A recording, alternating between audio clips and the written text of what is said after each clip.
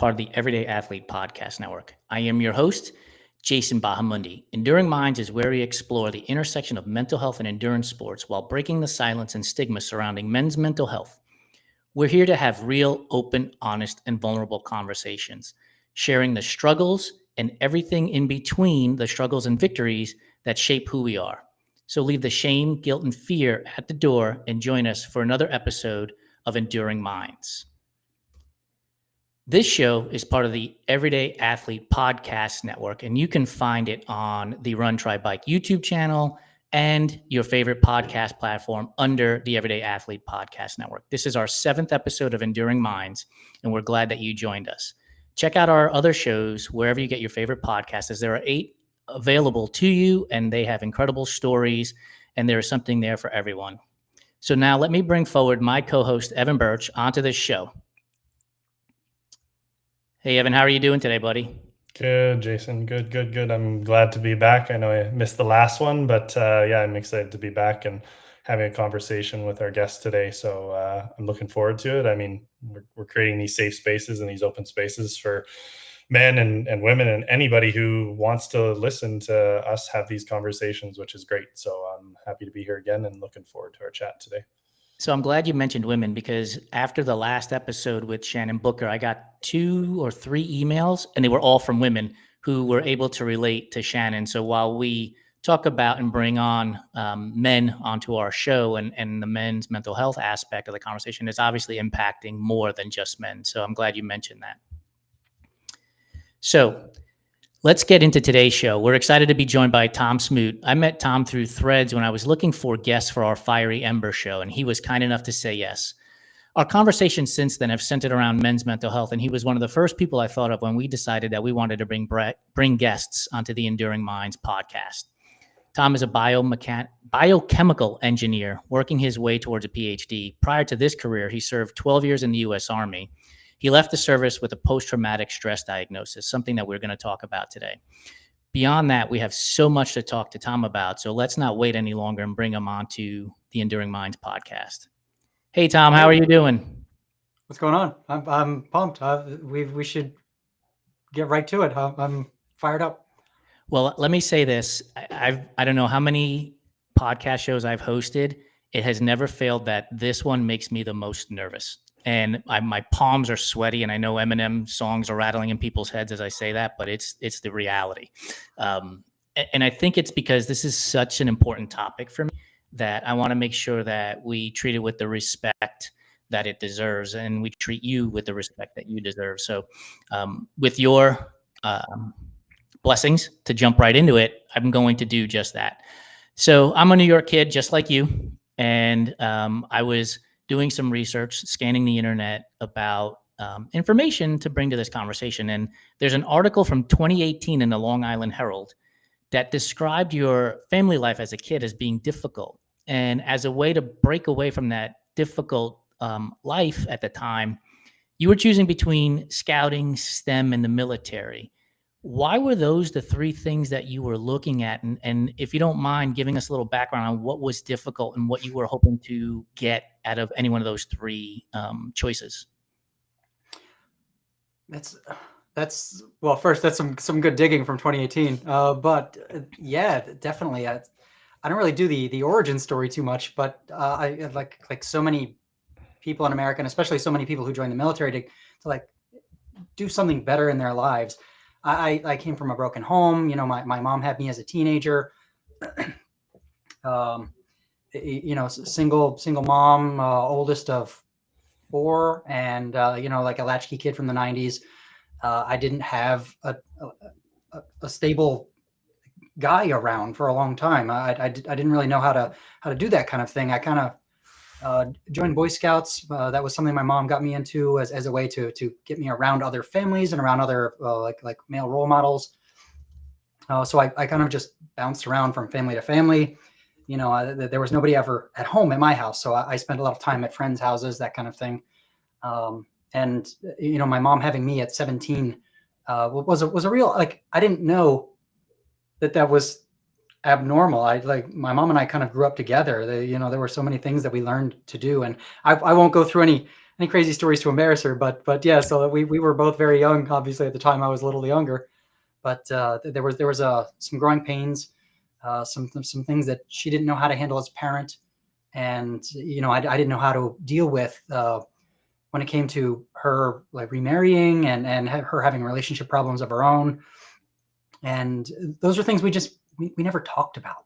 When I was growing up, my mom was always at work, so we didn't talk about things like money or relationships or even like food and diets and stuff. I didn't know that it was a struggle to put food on the table. So how did It- those three choices then sort of help? How did they become the options for you in navigating away from those conversations that weren't happening? Was it something that you were seeking out so that you could have conversation and connection? Yeah, actually, so my dad was not such a great dad.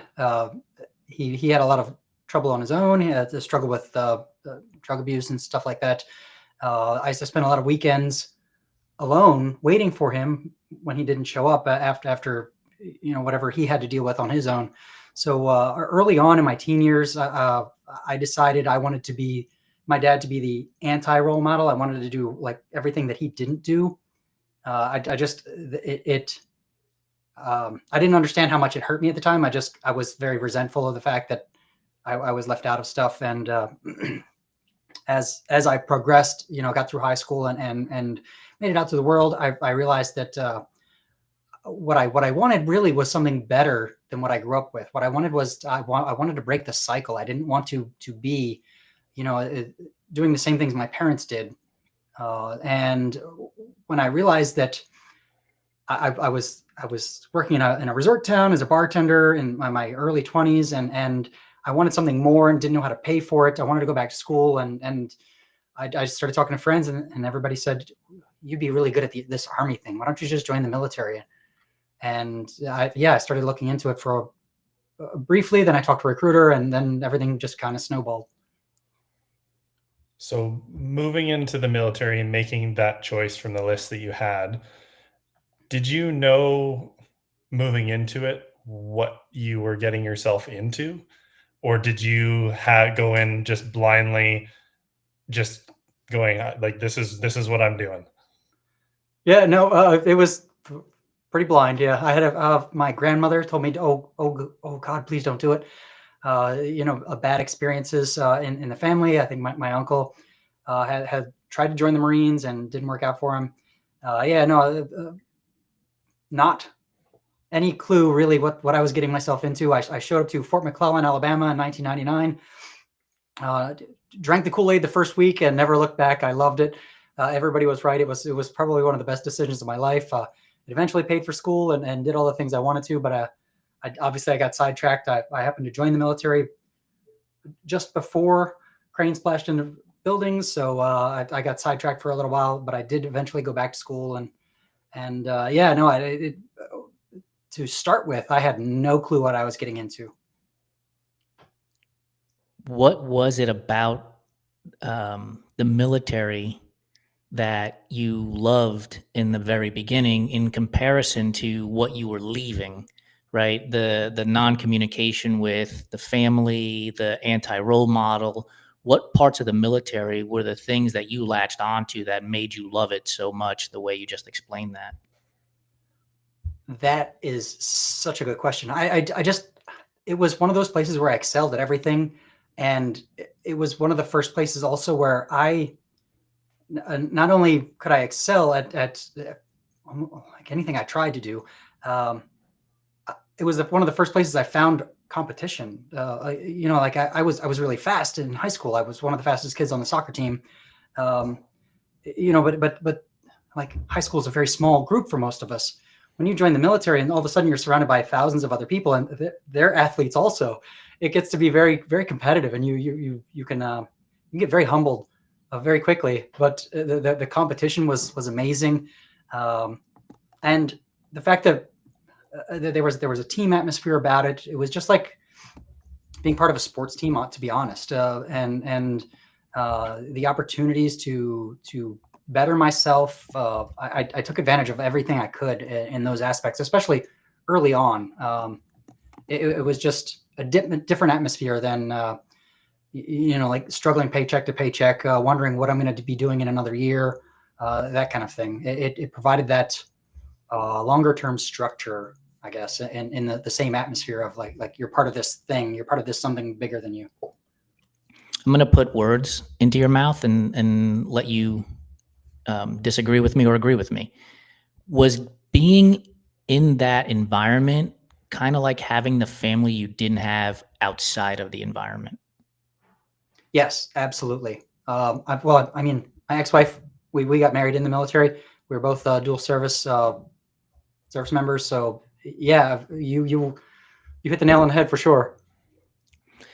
And now that you have this family, were you able to build trust for yourself? Like, I trust myself to do things because now there are more conversations being had around a whole host of things that you mentioned earlier in the conversation that you weren't having with your mother, whether it was, food or money and finances, relationships. Could you feel like a trust in yourself building with the other members of the service that you were at the bases with? I think it's such a weird trust is a very difficult thing to frame in that aspect. Obviously, there was a tremendous amount of trust. I trusted people with my life multiple times, but at the same time, a lot of the conversations that we have are like superficial. It's not very deep conversations. It's not like soul bearing stuff a lot of the time. It is. I mean, these people are still coworkers to an extent. So if you could imagine, I don't know, like your corporate softball game, hanging out with somebody there and having that level of trust with someone, that's how I felt, and that kind of sadly spilled over into my marriage. I think there was this superficial level of trust and this kind of I don't want to say like the military cultivates this culture of trust in respect to like you would trust somebody else with your life, but we don't go into those details like opening your soul kind of trust. Yeah, Tom, I relate to a lot of the things you've already said. I just want to go back to the part where you're talking about breaking the cycle. And I relate so deeply to that in the sense of wanting something more than what you had, and that being the driving force without really knowing what you even really wanted. And I think that, going into something like the military and having those role models who are, in command that you may not have had when you talk about your father and him maybe not being around as much. And now you have these role models in these positions, and the military is very structured. It's very hierarchical. And how did you adapt to that level of, I guess, instruction, and seeing these people that you're obviously in the military and you're wanting to move through, I would imagine yourself to be like, I could be there someday. So how did you find yourself moving through the different ranks throughout the military as it went on? Ooh, I dig that question. So I kind of latched on to any mentor I found. That's one thing that there's a plethora of in the military. You'll also often be given like a sponsor who's somebody who knows something a little bit more than you do about your unit or your job or that kind of thing. I loved all of those relationships. I didn't necessarily get along with all of those people or have see things eye to eye personally, but they were tremendous people. I always learned a lot from them. I still like if I would catch them today. There are dudes that right now I would love to sit down and chat just to ask them 50 questions.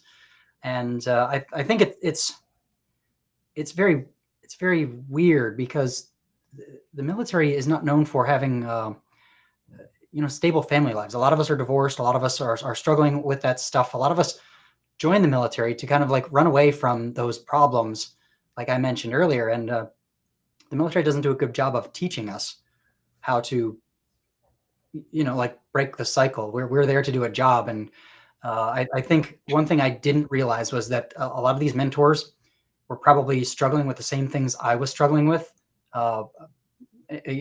regarding like my personal relationships, that kind of thing, where we could grow professionally. We could have trust in ourselves and each other, that we could do our jobs. We could do our jobs together. But I think it was something that I wasn't aware of, as I was, looking up at some of these guys in awe, and girls too, but not realizing that they were also in this same structure, trying to get away from something, and not really learning how uh, um, to have that be a part of their lives, in a productive way. I did not learn very good personal relationships, boundaries. There were things that the Army should have like fed us, and didn't. Yeah, your parallel between the military life and first responder life, me coming from 20 years as a dispatcher communications personnel, I feel that 100%. The people that I was most connected with were the people that were in my job, in my role, because you're with them all the time. Those became your friendships. And when you're in it with them, you can't see anything outside of it. If you don't have relationships beyond the job, and that's what I've really found over the years. It was like most of my friends are within first responder life because of the 4 on 4 off schedule, because of the weird shift work. And those people are always just going to agree with you because they're in it too. So I love that you touched on that piece, because it really mirrored exactly my experience within that first responder world. Yeah, it's hard. It's a challenge too. Once you're there, my first unit, they said, welcome to the world's largest organized gang, and like every time your contract is up, that's the discussion, like, oh, you're going to leave us, you can't get out that easy. But yeah, no, it's definitely a, a different atmosphere for sure. I'm going to tie the last question that you answered for Evan to the trust question. So you have mentors that you're looking up to, yet simultaneously you're talking about a superficial level of trust. What's that? I'm going to, how do you balance that? How do you figure out, like, I need to trust this person because they're going to help me move forward, but I also know that this is, surface level type trust. Like, I'm having a hard time balancing it myself, and I wasn't in the situation that you found yourself in. How did you manage that? I didn't. I blame like upfront. I didn't even recognize it. It's something that I can acknowledge now, but at the time I didn't. I thought that was the level of trust. That was like the level of trust in my family. That's what I left. That was what I showed up to the military with.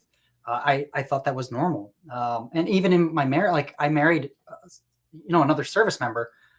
That was the level of trust we had with each other, and that was what I like. That was what I thought was normal. It didn't dawn on me that there was something better than that. And like I said,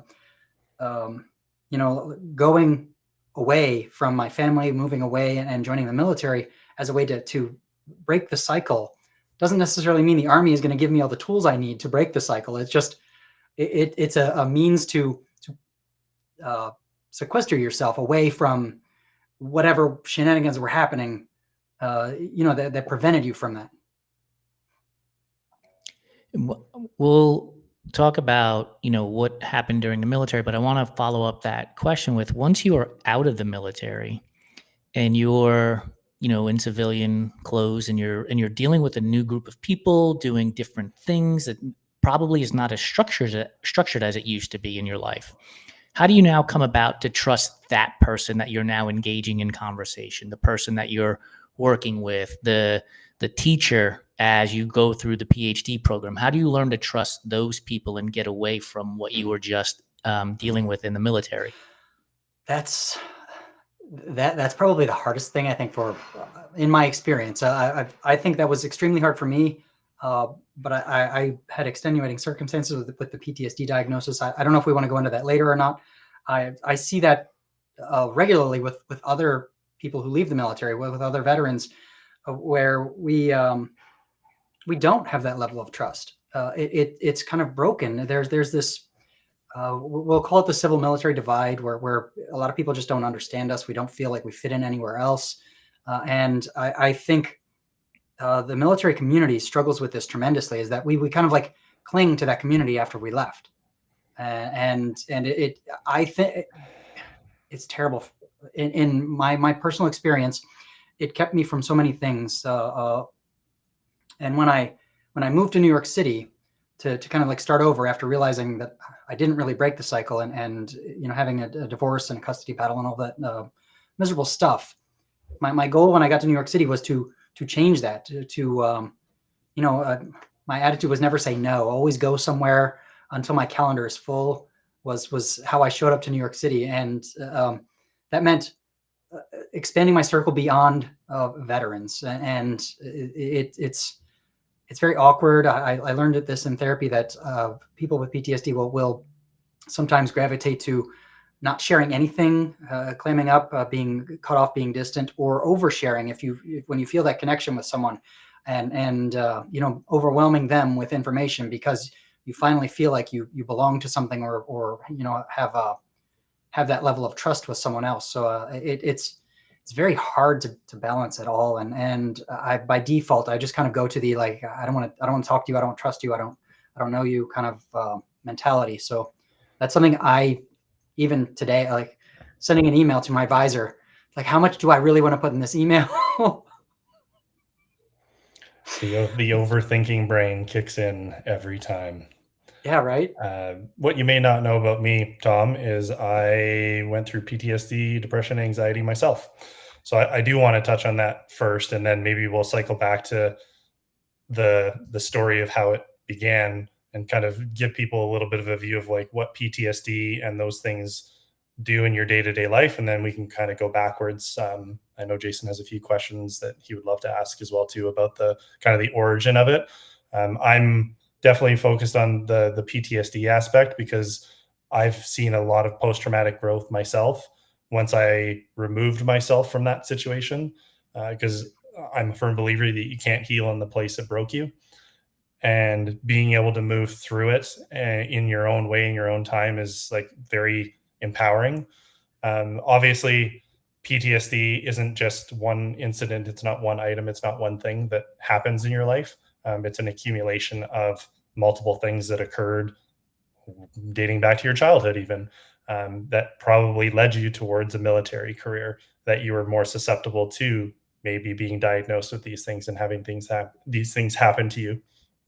But really, I just want to understand for you, like, what was it like hearing that diagnosis for the first time? And like, what was going through your mind? What were you feeling? Because we talk a lot about thoughts, but like, what were you feeling when you were first told, Tom, you have PTSD? Excellent question. First, I still hate it. Like, it drives me bananas. I hate having, it's like the biggest chip on my shoulder is this label that I'm disabled, or somehow unable to do things that other people normally do.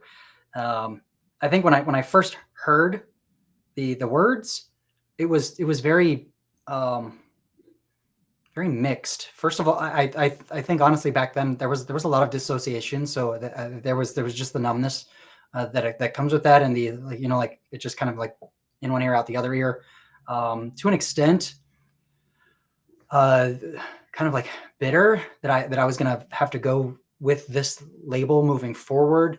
And that led to school. That led to me like chasing hard degrees and things, because I wanted to prove that was not the case, that I could still do things.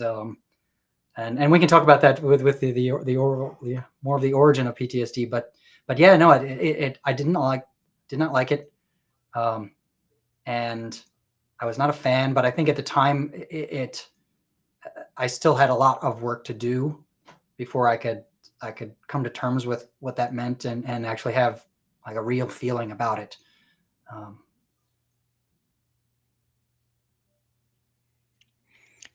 So we'll rewind for a moment to get into the origin story of it. And so your entrance into the military, within a couple of years of being in the reserves, 9/11 happens, and you are now heading overseas to Iraq. And at the start of this conversation, you mentioned drinking the Kool-Aid of joining the military. And now you are off to war. Walk us through the thought process of, holy shit, this is happening, and we're heading to Iraq. What's that like for you? It's really hard to put into words. I'm not gonna do it justice right now, but just from my own perspective, it was very surreal to sit on the border of another country and wait to invade it.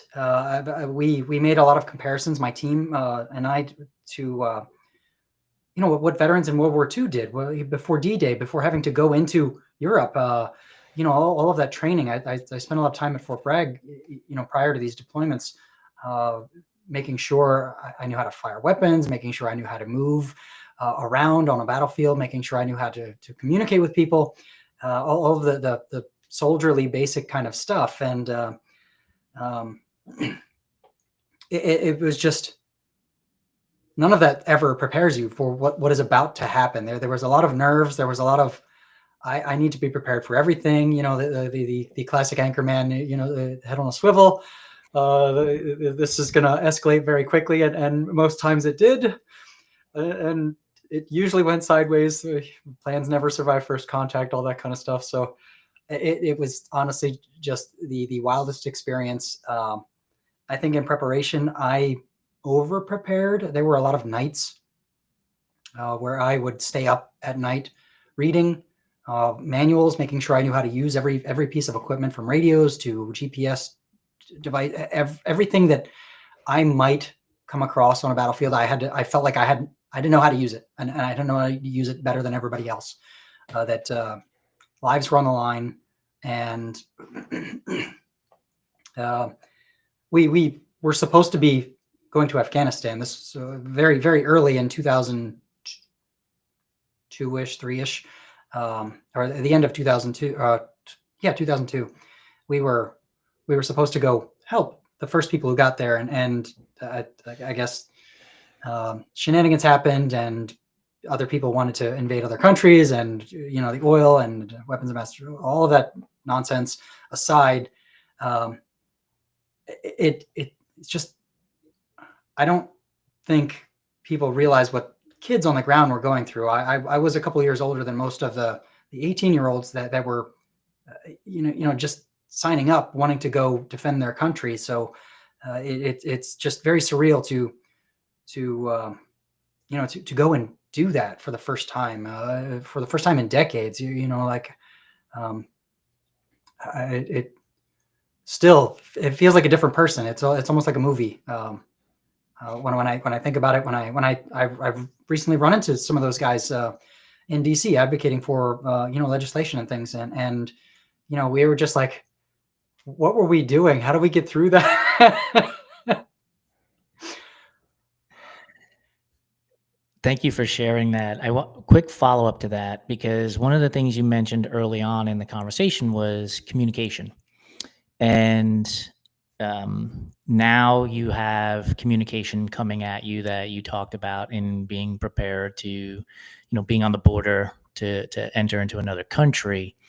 And I'm going to tie this back to trust, right? So communication, non-existent early in life, over communicating as you get into the military, trusting what people are saying. Like, as a civilian who's never been in this situation, I have a hard time juggling all of these concepts in my own brain. How hard is it for you when you know for a fact that you have to make a split-second decision, or somebody may get hurt or potentially die, where over communicating, trusting, like all of these things are just bouncing around all over the place? This is not like working in an Excel spreadsheet in corporate America, E equals N+1 and N equals 5. Like, okay, I screwed that up. Nothing's really going to happen there. So if you don't mind giving me some insight and giving the audience some insight into how all of this stuff is balancing in your own mind as you're stepping foot on the battlefield. Excellent. Okay, so I'm going to put on my old staff sergeant hat, and as a military leader, I would say that there are two aspects to this. One is that look at it like a team, like a sports team. People in the military train. Excuse me. We train on tasks over and over again, just like a sports play. If you are playing hockey and you know you're gonna use this person or that person on the end, you're gonna whatever the case may be. You have plans. Football, you know, you want the tight end open. You need to do something to distract the defender. Those type of tactics and plays, and I'm going to stick with the word tactics, are things that you beat into your head until you do them, until like it's reflexive. You don't have to think about it. Those are the things that yeah, exactly. It's just muscle memory. We don't worry about that kind of thing. We just assume that our bodies will overcome the fear, the fight or flight, and to the point that it will be fight, not flight. And then there's the technical part. The being tactically and technically proficient might be something you might hear from a military leader. The technical part was something that you know, you got to read. You can't just be a knucklehead and hope that things will work when stuff goes down. That also requires the same muscle memory. You just have to, if it's operating a radio, you have to read the manual, you have to understand it, you have to do it until you can also do that without thinking. So a lot of that is you're not thinking about how you're doing those things. You're thinking more about the moments between, like how do I wash my butt?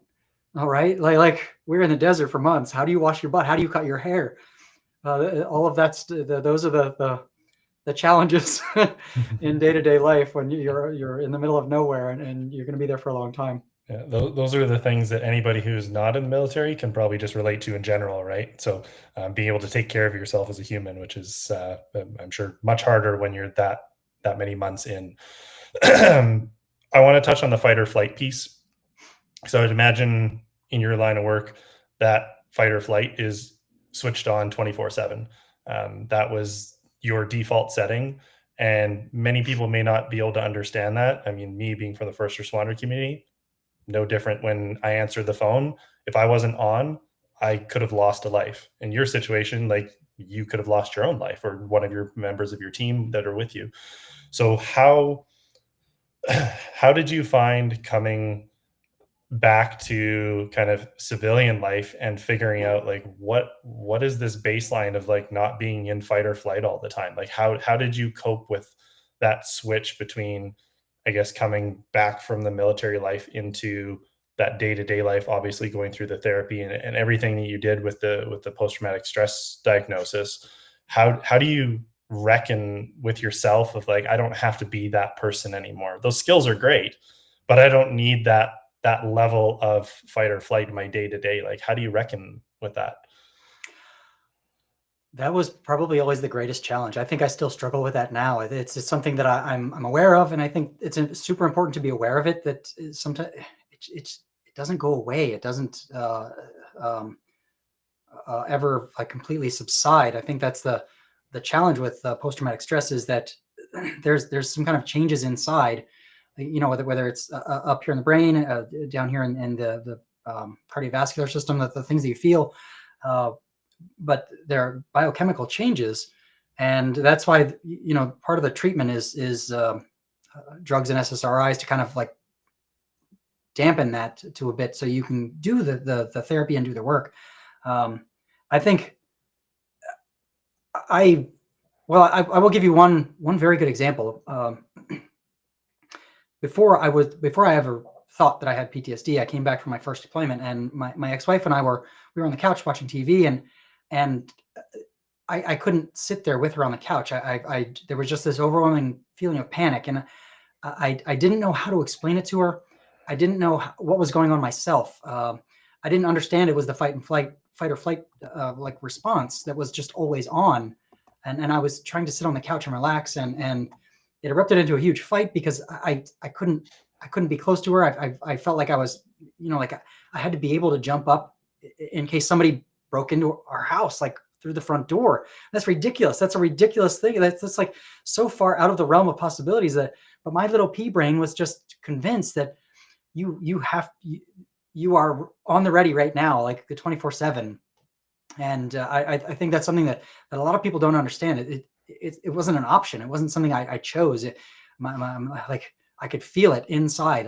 I just something bad was going to happen, and I need to be able to react, and that would keep me up at night. That would keep me from being close to people, and it's even today. Like I wear headphones because my startle response is so exaggerated.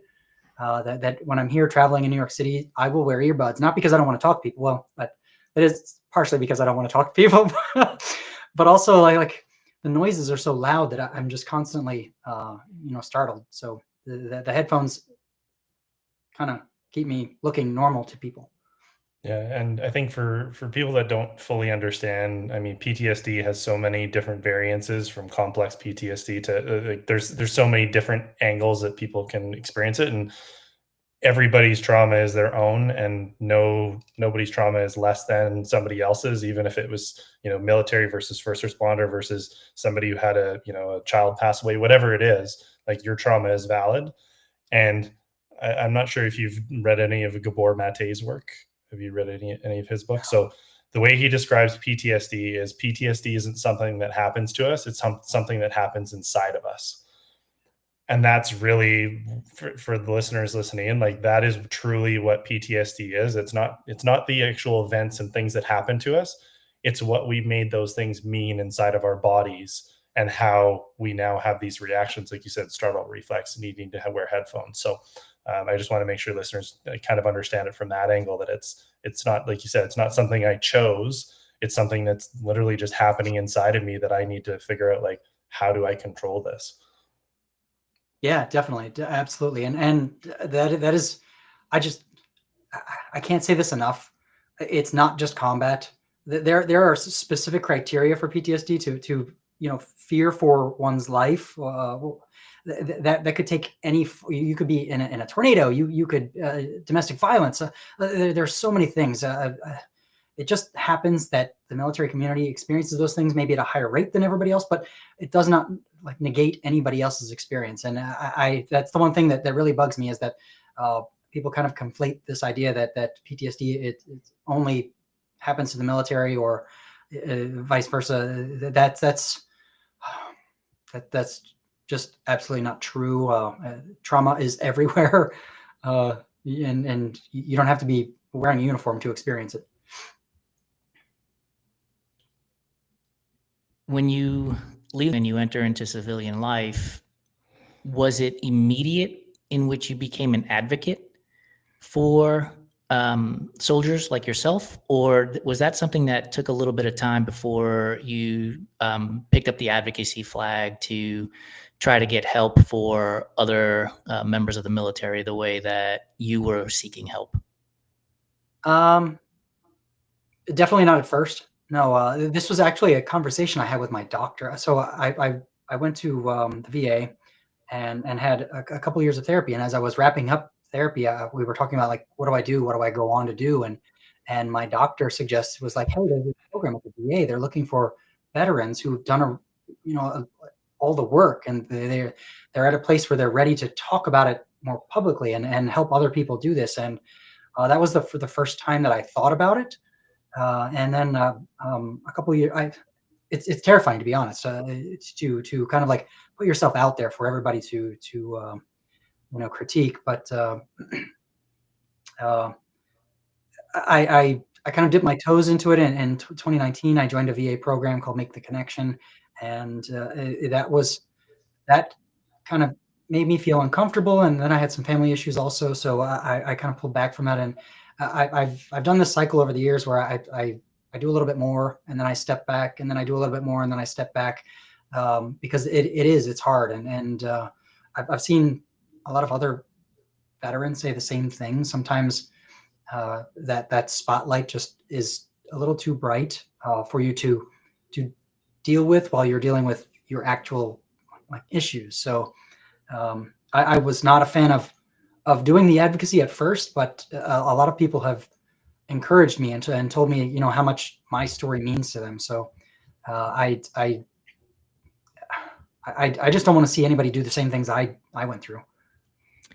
You were just answering Evan's question about fight or flight, and what I'm hearing is when the light got a little bit bright, you retreated a little bit, but then you came back to the fight. How hard is it to not just put yourself out there, because that's difficult for just about anybody, but having been trained to be in fight mode all the time, like you just described, to pull back and say, I need to take care of myself before I take the next two steps? Like, how hard is it for you to do that? I think that's hard for everybody. Well, it was definitely hard for me. That when I finished therapy at the VA, that was one of my biggest questions. Like, I'm going to go away. I'm not going to have this like safety net here. What happens if I fall apart again? How will I know? And I've gone back to therapy several times afterward. And I'm surprised at how well I do at picking up, like, I don't feel right. This is way too stressful for me. Maybe I should slow down. Those are the conversations that I have with myself that really kind of bug me, because I know that the self-care is a thing that I need and the thing that we all need. But you know, like I guess it's the balance. It's like, how much of this is a stressor that should be normal, and how much of this is like where's the line? Where do I say I need help, kind of thing, and where do I just need to take a step back, relax, and you know, like, let things cool off. I want to touch on your kind of post-traumatic growth, because you talked about wanting to prove to yourself that you were capable. And really, you know, the quote that comes to mind for me, Jason knows I love quotes, so is, I am not what happened to me, I am what I choose to become, which is a Carl Jung quote.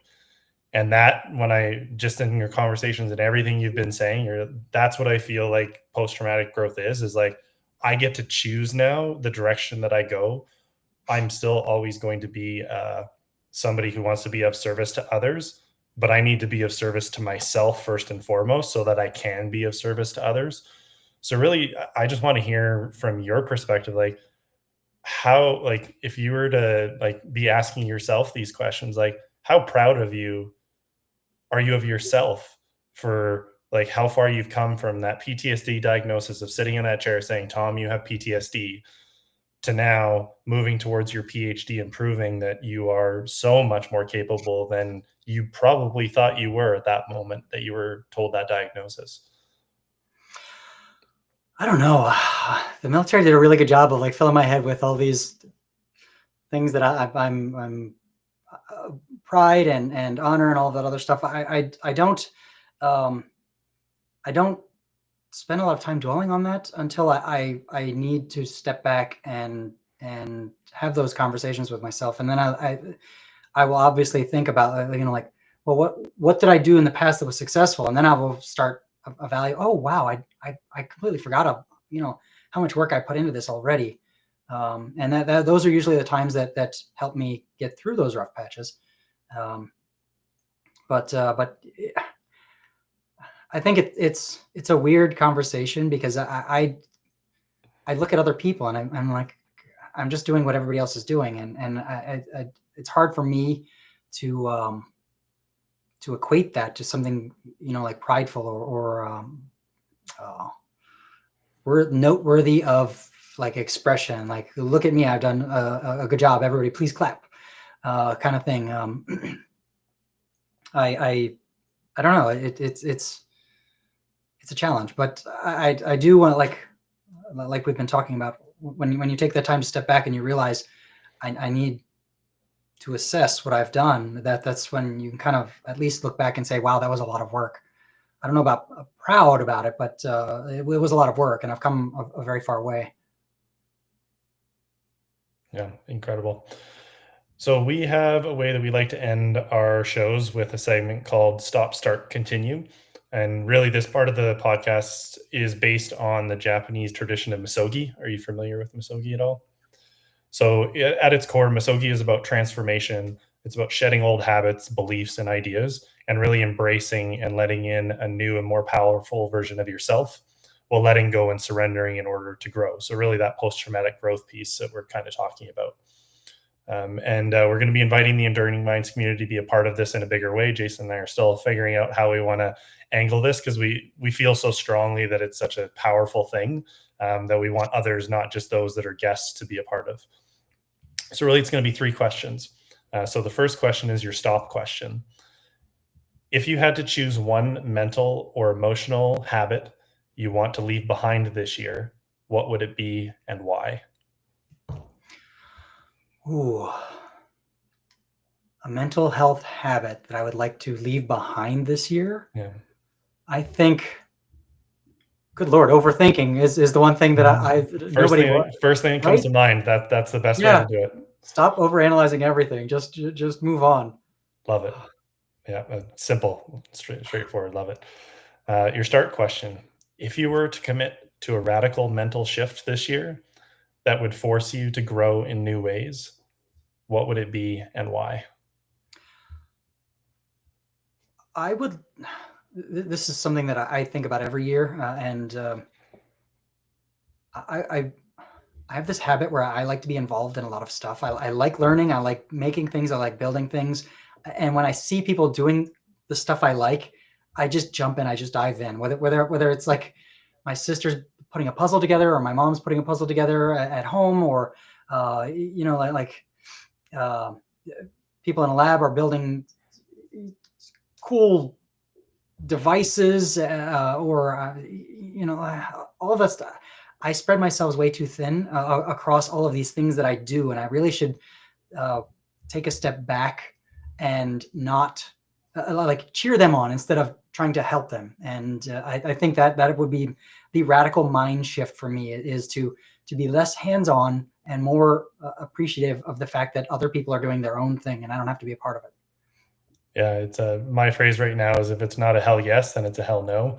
And it's a matter of like, it has to be for you, that it's like, this is my thing that I want to do, which is yeah, that's awesome. I think that's my problem. So I've been known to bring the motivation everywhere. That was one of my high points in the military. Was I'm always jacked up. I'm ready to do stuff. So my answer to everything is hell yes. And when I see people doing stuff, it's like, oh hell yes, I want to be a part of that. Let's go. Let's do it. But there's only 24 hours in the day. Yeah, absolutely. Before Evan gets on to the last one, that's exactly what I was thinking to myself, because you said stop overanalyzing and start doing, and then also peel back at the same time. Yeah. That's a hard balance right there. Yeah. It's always either like full stop ahead, like I'm digging into this. It's going to happen. We're going to do this. It's going to be fun. And then the minute that stops, why did it stop? What's going on? How do I handle this? It's all or nothing, and it's terrible. I hate it. Yeah, there's only so much of you to go around. That's the fact, unfortunately. All right, the final question, your continue question. If you had to symbolically cleanse or renew one aspect of your mental health in the next year, what would it be and why? I put a lot of effort into physical stress relief, the gym, running, pool, all of that stuff. And this year, I've just been struggling with the motivation to get into the gym, to go out for a run. I think all those things are honestly like very important to me. I think I'm getting older now. I in here. Part of that overthinking is like at some point I have to find new physical fitness hobbies, things to de-stress. And I think I would like to continue that, and it's just the struggle with motivation right now to find myself in the gym or out on in the park or any of those things. I would like to continue doing that. Yeah, the line that I like to always use is, you will never always have motivation, but if you can find that consistency and the discipline in it, and I'm sure from military life, I'm probably speaking words that you've probably heard 1,000 times, but that's one thing that I found for me personally is that motivation can be fleeting, but the consistency and the discipline is what will guide you towards the things you want to do. The hardest part is starting. That's what I stick with. Anything I can do to make myself start is that's going to happen. Yeah, for me, running has been somewhat inconsistent this year, but the one thing I started doing was 40 push-ups and 100 bicycle crunches a day, like, and just getting it done, right? And that little bit has gone every single day. And then I've seen the changes in my body. And then that has gotten me motivated to say, let's go run now too, even when the running doesn't feel good. I saw this. I think I scrolled by this, and I think I stopped scrolling and went to the gym when I saw this. I was like, oh yes, that's my motivation right there. Awesome. Well, Tom, I want to thank you for coming on the Enduring Minds podcast and sharing your vulnerability and pieces of your story with us today. Do you have any final thoughts, words of wisdom, or a story that you want to leave us with? Yeah, I think so. The one thing I was thinking about, and first of all, I'm immensely happy that you're taking this on. I think it's such a needed conversation in so many aspects of society today. And in the back of my head, the one thing that I really wanted to kind of like nail home was this idea of a patriarchal society where I don't think we talk enough about. I guess in the military we call it alpha male. If you're a feminist, it's this patriarchal society. But this idea that men can't be broken, men have to have a role, men have to provide or do this thing. I think that was the hardest thing for me to get through in this transition to like I am the soldier who can't be hurt to this human being who needs to be fixed I wish more people understood that you don't need a label. You just need to be yourself. I'm super happy that you're doing this. Anything I can do to help, always let me know. It drove me to, to try to hurt myself. I hate the fact that other people are going to do the same thing. Because they're stuck in that same system, that same mentality, and it bothers me. That's one of the things that keeps me up at night is knowing that somebody else is having that same struggle. Like, how do I put down this armor? How do I even understand what's happening? So the conversation is where you start. Yeah, thank you so much for saying that and for the support for our show. It's one of the things that Evan and I. And when we started this conversation about this particular show was we have to have the conversation and you don't know who's going to see it. Look, we just mentioned posting on Threads doing 40 push-ups and you got motivated to go to the gym.